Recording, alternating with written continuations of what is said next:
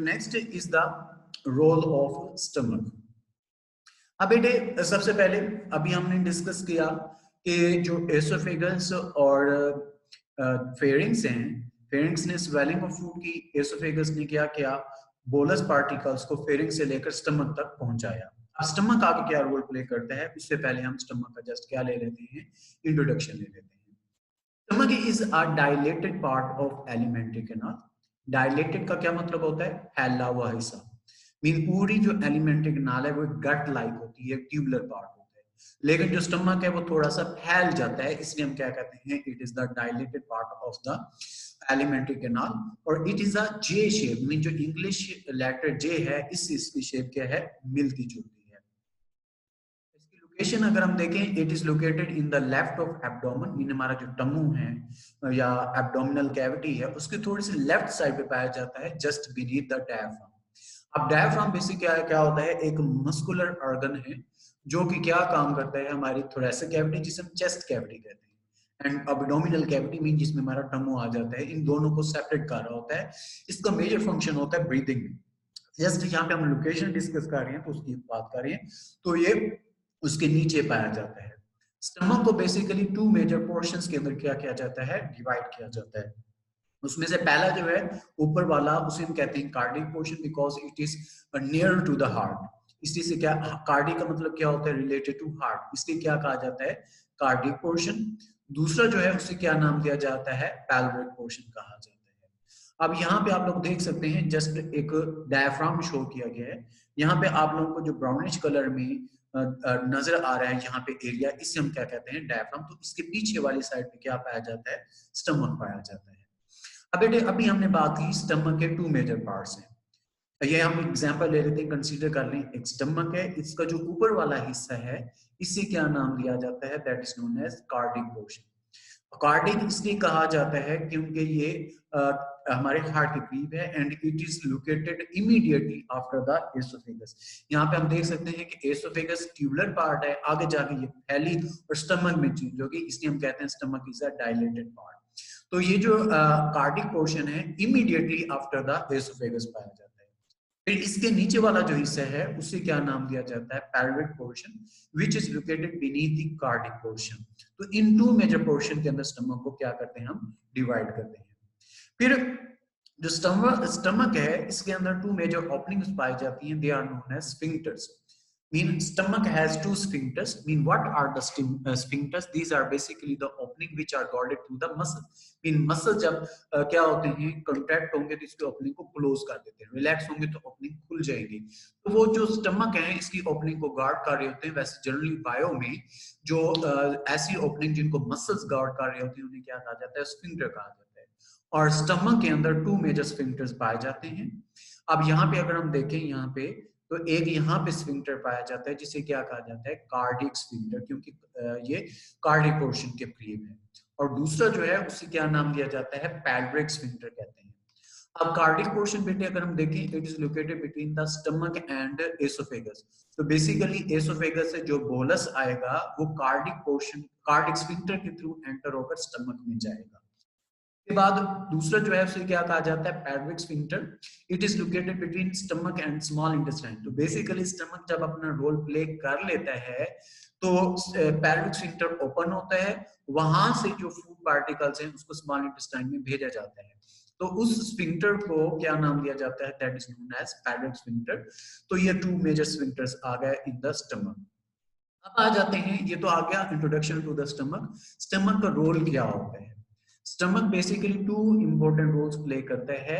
एक इसका major role जो है that is involve in the process of digestion, और दूसरा जो होता है it is involve in churning process. सबसे पहले हम डिस्कस कर लेते हैं role of stomach in digestion. अब बेटे डाइजेशन में अगर हम रोल देखें, when food enters stomach, the gastric glands found in the stomach walls are stimulated to the gastric juice. Mean basically होता ही है कि जो बोलस है एसोफेगस के थ्रू होता हुआ स्टमक के अंदर एंटर होगा, ओपन होगा, वो अलाउ करेगा, जिसकी वजह से जो क्या कह सकते हैं कि जो बोलस है वो स्टमक के अंदर एंटर होगा। जैसे स्टमक के अंदर एंटर हुआ, स्टमक की जो इंटरनल वॉल है ओवरऑल उसके अंदर स्मॉल ग्लैंड्स पाई जाती हैं, उन्हें क्या कहा जाता है, गैस्ट्रिक ग्लैंड्स। फॉलन वो एक्टिवेट हो जाएंगी, एक्टिवेट होकर वो जूस सिक्रीट करती हैं, उससे क्या नाम दिया जाता है, that is known as gastric juice. अब गैस्ट्रिक जूस में तीन इंपॉर्टेंट चीजें पाई जाती हैं, उनमें से एक जो है उसे क्या कहा जाता है, म्यूकस। दूसरा जो है उसे क्या कहा जाता है, हाइड्रोक्लोरिक एसिड। तीसरा जो है प्रोटीन डाइजेस्टिव एंजाइम, जिसे क्या कहते हैं, पेप्सिनोजेन। तो इन तीन चीजों पर ये क्या होता है, कंसिस्टेड होता है। सबसे पहले बेटा हम बात कर रहे थे HCl और पेप्सन का रोल क्या होता है स्टमक के अंदर। सबसे पहले HCl का अगर हम देखें, जो हाइड्रोक्लोरिक एसिड है, पहला role, it converts inactive enzyme pepsinogen into its active form mean pepsin. अभी हमने पीछे डिस्कस किया प्रोटीन डाइजेस्टिव एंजाइम होता है पेप्सिनोजेन। अब बेसिकली जो पेप्सिनोजेन है वो इनएक्टिव एंजाइम है, जब तक ये पेप्सिन में कन्वर्ट नहीं होगा ये काम नहीं कर सकता। तो HCl पेप्सिनोजिन के साथ रिएक्ट करते हैं, रिएक्ट करके पेप्सिनोजिन को कन्वर्ट कर देते हैं पेप्सिन, फिर पेप्सिन जाके अपना रोल प्ले करेगा। जब तक ये पेप्सिनोजिन की फॉर्म में रहेगा तब तक ये अपना काम नहीं कर सकता। तो HCl का एक रोल ये आ गया। दूसरा रोल क्या होता है कि अगर हमारी फूड पार्टिकल्स के अंदर माइक्रो ऑर्गेनिजम्स आ जाते हैं जैसे बैक्टीरिया, प्रोटोजोन्स वगैरह, तो उनके साथ ऐसे रिएक्ट करते हैं, रिएक्ट करके उन्हें डिस्ट्रॉय कर देते हैं, उन्हें खत्म कर देते हैं। पेप्सिन का रोल क्या होता है, it partially digest the protein portion of food into polypeptide and shorter peptide chains. जैसे हमने ओरल कैविटी में पढ़ा था, सलाइवरी अमाइलेज स्टार्ट की सेमी डाइजेशन करते हैं, इसी तरह से पेप्सिन स्टमक के अंदर प्रोटीन की पार्शियल डाइजेशन कर रहा होता है, सेमी डाइजेशन कर रहा होता है। मीन प्रोटीन को सिंपलेस्ट फॉर्म में नहीं तोड़ेगा बल्कि पॉलीपेप्टाइड या पेप्टाइड चेन्स में तोड़ देता है। अगर ये अमाइनो एसिड में चेंज कर देता तो हम कहते हैं उसकी कंप्लीट डाइजेशन हुई। मैंने आप लोगों को पूरा प्रोसेस बताया हुआ है प्रोटीन कैसे बनते हैं। अमाइनो एसिड के मॉलिक्यूल्स कंबाइन होते हैं, कंबाइन होकर पेप्टाइड चेन्स बनाते हैं, पेप्टाइड चेन्स आपस में कंबाइन होती हैं तो पॉलीपेप्टाइड चेन्स बनाती हैं, फिर वो पॉलीपेप्टाइड चेन्स आगे जाके कंबाइन होंगे तो एक प्रोटीन का मॉलिक्यूल बनाएंगे। तो पेप्सिन क्या काम करता है, बेसिकली प्रोटीन को डाइजेस्ट करके पॉलीपेप्टाइड्स में और पेप्टाइड चेन्स में कन्वर्ट करेगा, अमाइनो एसिड में नहीं तोड़ता। तो इसलिए हम कहते हैं उसकी कंप्लीट डाइजेशन नहीं हुई बल्कि क्या होती है, पार्शियल डाइजेशन हो रही होती है। अब ये किस तरह से होता है, ये सारा प्रोसेस अभी हमने जो डिस्कस किया, तो इसमें अभी हमने डिस्कस किया है एक स्फिंक्टर्स और दूसरा डिस्कस किया है role of stomach in digestion. ये किस तरह से हो रहा होता है इसको अगर हम देख लें, यहाँ से हम इंटरनल स्ट्रक्चर अगर हम स्टमक का देखें तो इसमें मैनी मसल्स पाए जाते हैं। Basically two type of muscles हैं, पढ़े हुए आप लोगों ने, सॉरी टिश्यूज, एक स्मूथ टिश्यूज और मसल्स टिश्यूज होते हैं और दूसरा एपिथेलियल टिश्यूज पाए जाते हैं। ये आप लोगों ने फर्स्ट चैप्टर में डिस्कस किया था। अगर हम इंटरनल कैविटी इसकी देखें, यहाँ पे आप लोगों को पोर्स नजर आ रहे हैं। बेसिकली ये क्या काम कर रही है, गैस्ट्रिक ग्लैंड्स हैं ओवरऑल। जैसे बोलस इसमें एक्टर होगा, ये स्टिमुलेट होंगी, यहाँ पे आप लोग नजर आ रहा होगा फ्लूइड्स सिक्रीट कर रही हैं, इसे क्या कहा जाता है, गैस्ट्रिक जूस कहते हैं। तो गैस्ट्रिक ग्लैंड्स ने वो गैस्ट्रिक जूस सिक्रीट किया। अब ये जो सारा प्रोसेस है अगर हम देखें इंटरनल स्ट्रक्चर, यहाँ पे आप लोगों को स्टमक के अंदर बेसिकली एक स्मॉल ओपनिंग नजर आएगी which is guarded through the muscles. अब होगा क्या, जब बोलस एंटर होता है तो ये ओपनिंग क्या होती है, ओपन होती है। तो यहाँ से जो बोलस हैं वो क्या होते हैं, स्फेरिकल मैस की फॉर्म में वो स्टमक के अंदर क्या होते हैं, एंटर होते हैं। तो क्योंकि ये मसल सारे ओपनिंग को कंट्रोल कर रही है, इसे हम क्या कहते हैं, स्फिंक्टर। तो यहाँ से ये एंटर हुए, एंटर होकर ये किसके अंदर चले जाएगा, स्टमक में। स्टमक में जैसे जाएंगे वो आपको पता है कि वो सेक्रीट होगा गैस्ट्रिक जूस जिसके अंदर HCl है, पेप्सिनोजिन होता है और उसके अंदर म्यूकस वगैरह पाए जाते हैं जिसके अंदर डिफरेंट फैक्टर्स होते हैं फर्दर। अब यहाँ पे अगर हम देखें इंटरनली ओवरऑल इस पूरे प्रोसेस के अंदर हो क्या रहा होता है, यहाँ पे हम कंसीडर कर लेते हैं एक पीस ले लेते हैं, ये एक सिंगल पीस ले लेते हैं। अब यहाँ पे अगर हम देखें इस HCl के मॉलिक्यूल आए, इसके साथ रिएक्ट किया, ये पेप्सिनोजिन था, ठीक है। इसको उन्होंने ह्यूज पार्टिकल्स के अंदर कन्वर्ट कर दिया मीन एक फॉर्म में। इसको इंटरनली अगर हम देखें ये पेप्सिनोजिन है जो कि इनएक्टिव फॉर्म में है।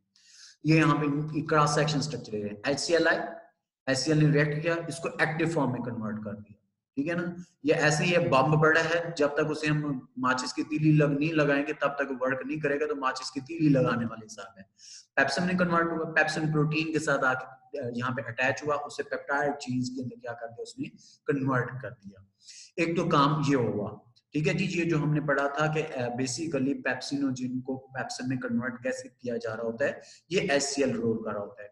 और उससे पहले आप लोगों ने ये डिस्कस किया था, ये माइक्रो ऑर्गेनिज्म थे, एक बैक्टीरिया था जिसके साथ HCl के साथ रिएक्ट हुआ था और उसे उन्होंने क्या कर दिया था, डिस्ट्रॉय कर दिया था। तो ये बेसिकली 2 रोल आ जाते हैं HCl के। एक तो ये आ गया जो स्टमक है उसका प्रोसेस डाइजेशन में किस तरह से होता है। दूसरा अगर हम रोल देखें स्टमक का, that is involve in churning process. Churning mean जो कॉन्ट्रैक्शन और रिलैक्शन है in the muscles of stomach, उस प्रोसेस को क्या कहा जाता है, चर्निंग प्रोसेस कहा जाता है। In stomach food is further broken apart through a process of churning. एक तो वो पेप्सिन ने प्रोटीन को जस्ट ब्रेक डाउन किया है, फर्दर जो बाकी जो फूड है उसको फर्दर स्टमक जो है वो चर्निंग प्रोसेस के थ्रू क्या करता है, ब्रेक डाउन करता है।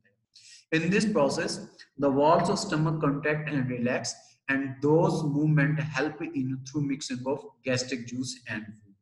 इन जितनी भी ये चीजें हैं वो क्या काम करती हैं, वो ओवरऑल फूड को गैस्ट्रिक जूस के साथ क्या कर देती हैं, मिक्स कर देती हैं। थॉरोली इनकी क्या हो जाती है, मिक्सिंग हो जाती है। And churning action also produce the heat, क्योंकि इसमें मसल कॉन्ट्रैक्ट एंड रिलैक्स हो रहे होते हैं, कॉन्ट्रैक्शन एंड रिलैक्शन की वजह से हीट प्रोड्यूस होगी, जो कि क्या करते हैं, अगर फूड के अंदर लिपिड कंटेंट्स हैं उनको वो मेल्ट कर देंगे, डाइजेस्ट नहीं करेंगे लेकिन उसे क्या कर देते हैं, मेल्ट कर देते हैं। इसके बाद ओवरऑल प्रोसेस में मीन डाइजेशन के बाद और टर्निंग प्रोसेस के बाद जितनी भी हमारी बाइट के अंदर स्टार्च थी, प्रोटीन थी, वो क्या हो चुकी होती है, पार्शियली डाइजेस्ट। पार्ट स्टार्च हुई थी ओरल कैविटी में सेमी डाइजेशन, और प्रोटीन की किस में हो रही होती है, स्टमक के अंदर पार्शियली डाइजेशन हो रही होती है।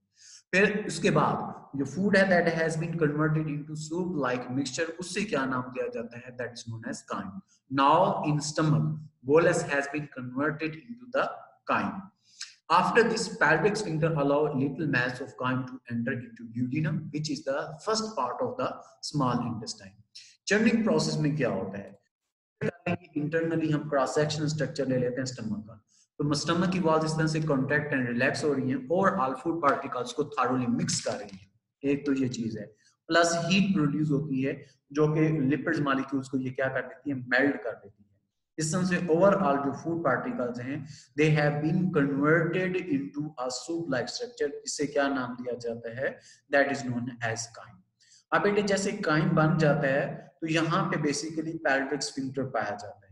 ये क्या होगा, ओपन होगा और यहाँ से जो फर्दर जो काइम है थोड़ा थोड़ा करके वो किसके अंदर एंटर होगा, into the first part of alimentary sorry small intestine, जिसे क्या नाम दिया जाता है, that is known as duodenum, उसके अंदर एंटर होगा। फिर आगे स्टमाल इंटेस्टाइन का रोल आ जाएगा। तो ये बेटे आज का टॉपिक था।